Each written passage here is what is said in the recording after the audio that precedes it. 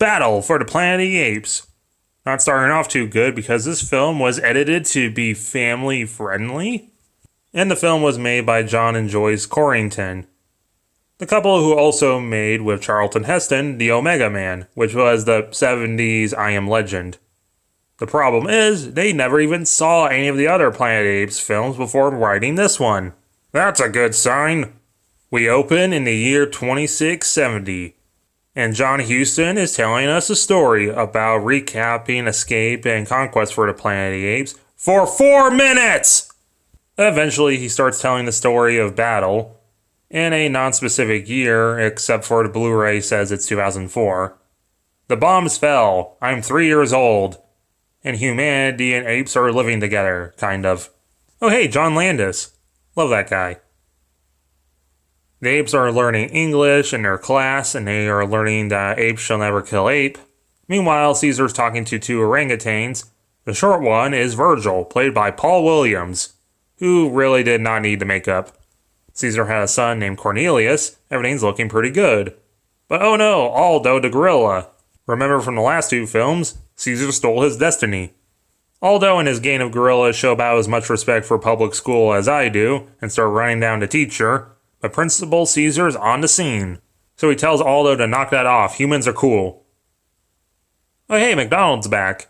Did you get a haircut? You look different. Well, actually, he was recast, but because the film didn't want to seem racist by swapping out black people and assuming people wouldn't notice, this is actually McDonald's brother, who act just about the same and might as well just be the same character, especially since they refer to him still as just McDonald. But either way, MacDonald just remembers that there's a recording of Zira and Cornelius from Escape.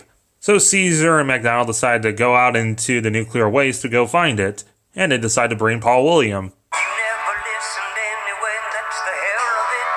Love that guy. Maybe I should review Phantom of the Paradise.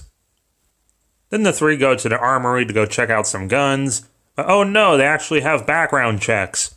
Don't tell Heston. Then the 3 venture into the desert and eventually find a map painting. And oh no, the city is inhabited by mutants, like in Beneath of the Planet of the Apes. But they still have most of their skin, and they're not telepaths yet. And they're led by that bearded dude from the last film. Told you it would be important. Just not in that film. So then the 3 are adventuring through the city and eventually find the tape. And we get the recordings from Escape from the Planet of the Apes where Zira and Cornelius talk about the future. And somehow they have photos. They're kind of concerned they might be screwed in the future, but Paul Williams says that there might be a multiverse theory. But then the mutants finally catch up to them, so now they have to escape as the audience struggles to see what's going on because everything's very dark. Eventually the 3 make it back to Ape Village and have a town meeting explaining the future. But the gorillas say it's fake news and stage a walkout. Some mutant scouts out the area. Later that night, Aldo meets with the gorillas and he says that he's going to overthrow Caesar and take control and exile those stupid humans. Caesar's son Cornelius, not Caesar's father Cornelius, sees all this happening, so Aldo kills the kid. So much for family friendly. Meanwhile, on the set of Mad Max, they're having car troubles. The gorillas see this and decide to enact their plan.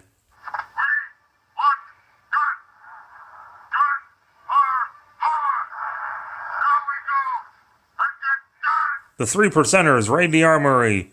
The Patriot Prayers round up the humans. And Gavin McInnes takes his seat as the King of Hatred. But seriously, fuck Gavin McInnes. Caesar finds out what's going on as he's mourning his son. The gorillas are rounding up the humans in cages, but before they can deal with that, the mutants are finally here! And then we finally get the title. And the action's alright. The explosions are cool, but we don't really get a lot of apes acting like apes. They just kind of just shoot. But eventually they actually lose, and then the bearded guy holds Caesar at gunpoint and gives a big speech that he's going to make it the planet of mutants. It's an alright villain speech, but I really think the villain in this movie should have just been Culp from the last film. I like that bearded guy and went from a no one in the last film to becoming the main villain, But Culp was a terrible person last time and a human supremacist. And when Caesar spared him, this can still show that sometimes people are just beyond reforming. Either way, the apes were apparently pretending to be dead and jumped the mutants, capturing some and letting some escape. Caesar wants them to escape, but Aldo says nuts to that, so he gathers his friends and goes shoot up the bus, including Bearded Guy. Alright, the normal humans. Caesar wants to let them go, but Aldo wants to kill the normal humans. And Paul Williams reveals that he somehow knew that Aldo killed Cornelius. So everyone starts turning on him, saying that Ape has killed Ape, and it's like that one part in Venture Bros. Aldo tries escaping into the trees, Caesar chases after him. They have their final fight, and Aldo has the same fate as so many Disney villains and falls from a great height. And there's a big wrap-up.